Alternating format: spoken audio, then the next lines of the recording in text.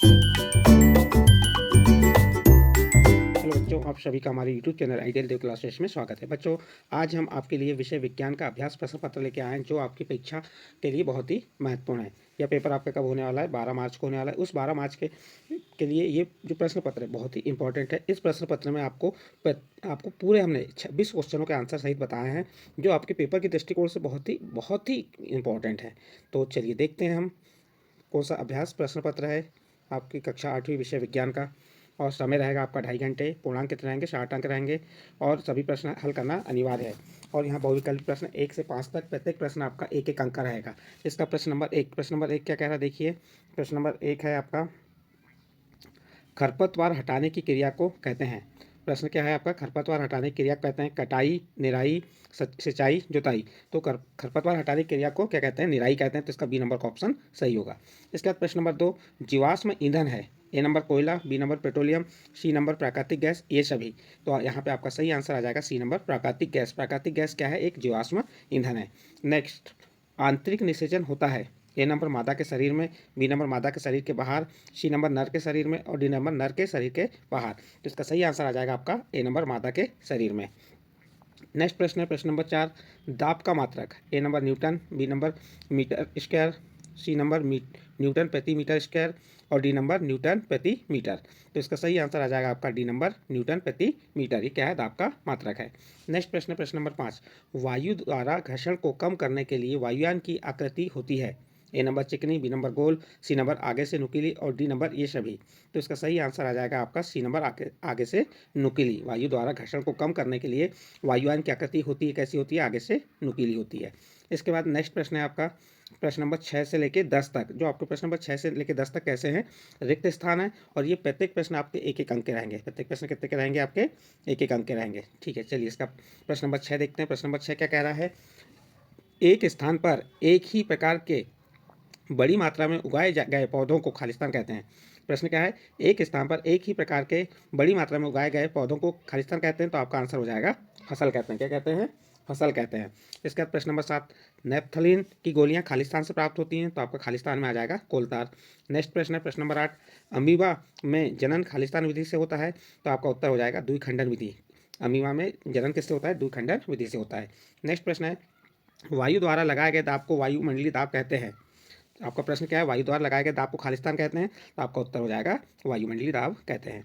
Next प्रश्न है, अप्रिय ध्वनियों को खालिस्तान कहते हैं। तो जो अप्रिय ध्वनि या अधिक तेज ध्वनि होती है उसे क्या कहते हैं? शोर कहते हैं। इस प्रकार आपका प्रश्न नंबर 10 कंप्लीट हुआ। इसके बाद नेक्स्ट प्रश्न है आपका प्रश्न नंबर 11। ये आपके अति लघु उत्तरीय प्रश्न है। प्रश्न क्रमांक 11 से 16 तक और ये प्रत्येक प्रश्न आपके 2-2 अंक के रहेंगे। तो चलिए देखते हैं। प्रश्न नंबर 11, मिट्टी में रहने वाले केचुए एवं सूक्ष्म जीवों को किसानों का मित्र क्यों कहा जाता है? तो आप उत्तर बताएंगे। मिट्टी में रहने वाले केचुए और सूक्ष्म जीव मिट्टी को पलटकर पोला करते हैं तथा ह्यूमस बनाते हैं, इसलिए इन्हें किसानों का मित्र कहा जाता है। इस प्रकार से आपको प्रश्न नंबर 11 का उत्तर लिख देंगे। 2 अंक का है तो 2 अंक के लायक ही लिखना है, आपको ज़्यादा लिखने की आवश्यकता नहीं है। इसके बाद प्रश्न नंबर 12, जंतुओं तथा पौधों में सूक्ष्म जीवों द्वारा होने वाले 2-2 रोगों के नाम लिखिए। तो उत्तर देखिए, जंतुओं में सूक्ष्म जीवों द्वारा होने वाले रोग, एक हो गया एंथ्रेक्स, जीवाणु द्वारा होता है। खूर एवं मुंह का रोग, ये विषाणु द्वारा होता है। और पौधों में सूक्ष्म जीवों द्वारा होने वाला रोग, नींबू के केकर, ये जीवाणु द्वारा होता है। और गेहूं की रस्ट, ये किसके द्वारा होता है? कवक द्वारा होता है। तो इस प्रकार आप प्रश्न नंबर 12 का उत्तर लिख सकते हैं। नेक्स्ट प्रश्न है आपका प्रश्न नंबर 13, समाप्त होने वाले तथा अक्षय प्राकृतिक संसाधनों को वर्गीकृत कीजिए। जैसे यहाँ पे समाप्त होने वाले और जो अक्षय प्राकृतिक संसाधन हैं उनको वर्गीकृत करना है। जैसे हवा, सूर्य प्रकाश, पानी, पवन, वन्यजीव, कोयला, इनको हमको अलग अलग करना है। जैसे समाप्त होने वाले प्राकृतिक संसाधन कौन कौन से हो गए? वन, वन्यजीव, कोयला, ये क्या हो गए? समाप्त होने वाले प्राकृतिक संसाधन हो गए। और अक्षय प्राकृतिक संसाधन ये क्या है? जो बिना समाप्त होने वाले, हवा, सूर्य का प्रकाश, पानी। इस प्रकार से आप प्रश्न नंबर 13 का उत्तर कंप्लीट करेंगे। नेक्स्ट प्रश्न आता है आपका प्रश्न नंबर 14, दहन के लिए आवश्यक परिस्थितियां कौन कौन सी हैं? आप उत्तर बता देंगे। दहन के लिए आवश्यक परिस्थितियां वायु, ईंधन एवं ऊष्मा है। दहन के लिए क्या आवश्यक है? वायु, ईंधन एवं ऊष्मा। इस प्रकार से आप प्रश्न नंबर 14 का उत्तर कंप्लीट करेंगे। नेक्स्ट प्रश्न है आपका प्रश्न नंबर 15, काटने तथा सुराख करने वाले औजारों के किनारे सदैव तीक्ष्ण क्यों होते हैं? तो आप उत्तर बताएंगे। काटने तथा सुराख वाले औजारों के तीक्ष्ण किनारों होने से क्षेत्रफल इनके शीर्ष की अपेक्षा बहुत कम हो जाता है। इससे दाब बढ़ जाता है, इसलिए वस्तुओं को काटना आसान हो जाता है। इस प्रकार से आप प्रश्न नंबर 15 का उत्तर नोट करेंगे। इसके बाद नेक्स्ट है प्रश्न नंबर 16। एलईडी का पूरा नाम क्या है? तो आप उत्तर बताएंगे। एलईडी का पूरा नाम प्रकाश उत्सर्जक डायोड, लाइट इमिसिंग डायोड है। इस प्रकार से आप प्रश्न नंबर 16 का उत्तर कंप्लीट करेंगे। नेक्स्ट प्रश्न आता है प्रश्न नंबर 17, और प्रश्न नंबर 17 से 22 तक के ये आपके लघुत्तरी प्रश्न रहेंगे और ये प्रत्येक प्रश्न आपके 3-3 अंक के रहेंगे। चलिए, प्रश्न नंबर 17 क्या है? वैक्सीन टीका किस प्रकार कार्य करता है? तो आप उत्तर बताएंगे। वैक्सीन की कार्यप्रणाली क्या है? जब मृत अथवा निष्क्रिय सूक्ष्मजीवों को स्वस्थ व्यक्ति के शरीर में प्रविष्ट कराया जाता है तो शरीर की कोशिकाएं उसी के अनुसार लड़ने की प्रतिरक्षी उत्पन्न करके रोग कारक को नष्ट कर देती हैं। यह प्रतिरक्षी हमारे शरीर में सदैव बनी रहती है तथा रोग कारक सूक्ष्म जीव में सदैव हमारी सुरक्षा होती रहती है। इस प्रकार से आप प्रश्न नंबर 17 का उत्तर लिखेंगे। इसके बाद नेक्स्ट प्रश्न है आपका प्रश्न नंबर 18। ईंधन के रूप में लकड़ी का उपयोग करना हानिकारक क्यों होता है, बताइए। तो आप उत्तर में लिख देंगे। ईंधन के रूप में लकड़ी का उपयोग करना निम्न कारणों से हानिकारक है। नंबर 1, वे बिना जले कार्बन कण छोड़ती है जो दमा जैसे श्वास रोग उत्पन्न करते हैं। नंबर 2, लकड़ी का अपूर्ण दहन कार्बन मोनोऑक्साइड गैस देता है, यह अत्यंत विषैली गैस है। नंबर 3, लकड़ी के जलाने से धुआं उत्पन्न होता है जो मनुष्य के लिए हानिकारक है। और चौथा नंबर क्या है? चौथा नंबर, वृक्ष हमें बहुत सी उपयोगी वस्तुएं उपलब्ध कराते हैं जो ईंधन के रूप में लकड़ी का उपयोग करने पर हमें प्राप्त नहीं हो पाती। इस प्रकार से आप प्रश्न नंबर 18 का उत्तर कंप्लीट कर सकते हैं, लिख सकते हैं। इसके बाद नेक्स्ट प्रश्न है आपका प्रश्न नंबर 19। अलैंगिक जनन की परिभाषा लिखिए। जंतुओं में अलैंगिक जनन की 2 विधियों का वर्णन कीजिए। देखिए, वह जनन जिसमें केवल एक ही जनक नए जीव को जन्म देता है अलैंगिक जनन कहलाता है। इसमें 2 लिंगों की आवश्यकता नहीं होती। अलैंगिक जनन की 2 विधियां निम्नलिखित हैं। एक है मुकुलन, दूसरी विखंडन। मुकुलन क्या है? वह जनन जिसमें जनक में एक या अधिक उभार विकसित होकर नए जीव को जन्म देते हैं मुकुलन कहलाता है, जैसे हाइड्रा में जनन। दूसरा विखंडन, वह जनन जिसमें जीव विभाजित होकर 2 संतति उत्पन्न करता है द्विखंडन कहलाता है या विखंडन कहलाता है, जैसे अमीबा में जनन। इस प्रकार प्रश्न नंबर 19 का उत्तर कंप्लीट हुआ। नेक्स्ट प्रश्न है आपका प्रश्न नंबर 20। खिलाड़ियों के जूते की तली एवं वाहनों के टायरों को खांचेदार क्यों बनाते हैं? और दूसरा प्रश्न इसी में, खिलाड़ी कीलदार जूते क्यों पहनते हैं, व्याख्या कीजिए। तो पहले प्रश्न का उत्तर क्या हो जाएगा? जूतों की खांचेदार तली फर्श से अच्छी पकड़ बनाती हैं जिसके कारण हम अच्छी तरह चल सकते हैं। इसी प्रकार वाहनों के टायर खांचेदार होने से वे सड़क से अच्छी पकड़ बना लेते हैं। ये पहले प्रश्न का उत्तर हो गया। इसी का सेकंड प्रश्न का उत्तर देखिए। खिलाड़ी कीलदार जूते इसलिए पहनते हैं जिससे कि पर्याप्त घर्षण बल मिल सके। स्पाइक्स उन्हें आवश्यक घर्षण बल प्रदान करता है जिससे जमीन पर उनकी पकड़ बनी रहती है। इस प्रकार आपका प्रश्न नंबर 20 का उत्तर कंप्लीट हुआ। इसके बाद नेक्स्ट प्रश्न है आपका प्रश्न नंबर 21। वर्णन कीजिए कि ध्वनि प्रदूषण मानव के लिए किस प्रकार हानिकारक है। तो उत्तर देखिए, ध्वनि प्रदूषण मानव के लिए निम्न प्रकार से हानिकारक है। नंबर 1, ध्वनि प्रदूषण से अनेक स्वास्थ्य संबंधी समस्याएं उत्पन्न हो जाती हैं, जैसे अनिद्रा, उच्च रक्तचाप, तनाव, चिंता आदि। दूसरा, व्यक्ति के सुनने की क्षमता अस्थायी तथा स्थायी रूप से कम हो जाती है। किसके कारण? ध्वनि प्रदूषण के कारण। इस प्रकार आप प्रश्न नंबर 21 का उत्तर कंप्लीट हुआ। इसके बाद नेक्स्ट प्रश्न है आपका प्रश्न नंबर 22। प्रश्न नंबर 22 क्या कह रहा है? 3 ऐसे द्रवों के नाम लिखिए जिनका परीक्षण निम्नलिखित चित्र में दर्शाए गए अनुसार करने पर चुंबकीय सुई विक्षेपित हो सके। तो देखिए, 3 ऐसे द्रवों के नाम क्या हो गए? पहला कॉपर सल्फेट का विलयन, दूसरा नींबू का रस और तीसरा नल की टोटी का जल। इस प्रकार से आप प्रश्न नंबर 22 का उत्तर कंप्लीट करेंगे। इसके बाद नेक्स्ट प्रश्न है आपका प्रश्न नंबर 23। प्रश्न नंबर 23 का ए नंबर क्या कह रहा है? वन उन्मूलन से मृदा की उर्वरता पर क्या प्रभाव पड़ता है? और उसी का बी नंबर, वन उन्मूलन से वर्षा पर क्या प्रभाव पड़ता है? तो चलो, ए नंबर का उत्तर, किसी क्षेत्र की मृदा के भौतिक गुणों पर वृक्षारोपण और वनस्पति का प्रभाव पड़ता है। भूमि पर वृक्षों की कमी से मृदा की ऊपरी परत हट जाती है, इससे नीचे की कठोर चट्टानें दिखाई देने लगती हैं। इससे मृदा में ह्यूमस की कमी हो जाती है और मृदा की उर्वरता भी अपेक्षाकृत कम हो जाती है और धीरे धीरे उर्वर भूमि मरुस्थल में परिवर्तित हो जाती है। इसे मरुस्थलीकरण कहते हैं।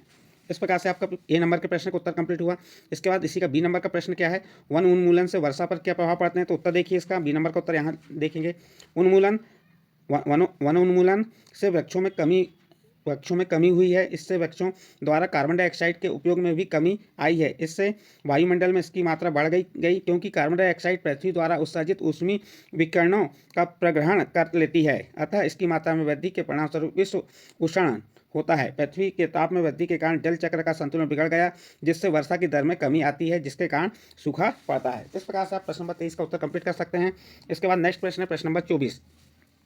प्रश्न नंबर 24 क्या है? मनुष्य के शरीर में अंतःस्रावित ग्रंथियों की स्थिति को दर्शाता हुआ नामांकित चित्र बनाइए। तो बच्चों देखो, इसमें क्या करना है आपको, मनुष्य के शरीर की अंतःस्रावित ग्रंथियां, जितनी भी अंतःस्रावित ग्रंथि जैसे पीयूष ग्रंथि, थायराइड ग्रंथि, एडिनल ग्रंथि, अग्नाशय, स्त्रियों में अंडाशय की स्थिति, वशन, इसके यानी कि ग्रंथियों की स्थिति दर्शाना है और एक नामांकित इस प्रकार से चित्र बना देंगे। चित्र बना दी, यहाँ बता देंगे पीयूष ग्रंथि है, ये क्या हो गया आपकी पीयूष ग्रंथि, यहाँ पे कौन सी है, थायराइड ग्रंथि है, ये वाली कौन सी, एडिनल ग्रंथि है, और यहाँ पे क्या है, अग्नाशय, और ये क्या हो गया, स्त्रियों में अंडाशय की स्थिति, और ये वृषण हो गया। इस प्रकार से आप प्रश्न नंबर 24 का उत्तर कंप्लीट करेंगे। नेक्स्ट है प्रश्न नंबर 25।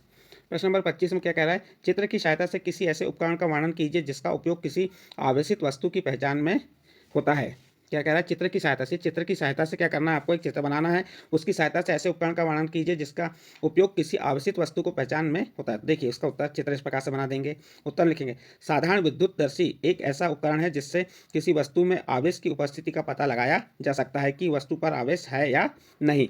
साधारण विद्युतदर्शी कांच का एक बोतल या जार होता है जिसके मुंह पर कार्क, देखिए ये मुंह पे क्या लगा है, कार्क लगा है, कार्क का एक ढक्कन लगा होता है, कार्क के मध्य में एक छेद करके, कार के मध्य में क्या कर देंगे, छेद करके धातु की एक छड़ लगा दी जाती है। छड़ के निचले सिरे पर सोने या एल्यूमिनियम की 4 सेंटीमीटर गुणित 1 सेंटीमीटर आकार की 2 पट्टियां लगा दी जाती हैं।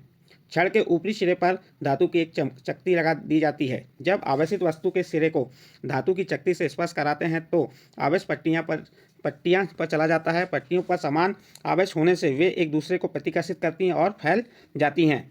इस प्रकार इसका उपयोग करके ज्ञात किया जा सकता है कि वस्तुएं आवेशित हैं या नहीं। इस प्रकार से चित्र बना लेंगे। ये क्या हो गई आपकी धातु की चकती हो गई, ये कॉर्क हो गया, ये धातु की छड़, कांच का जार और सोने या एल्यूमिनियम की पत्तियां।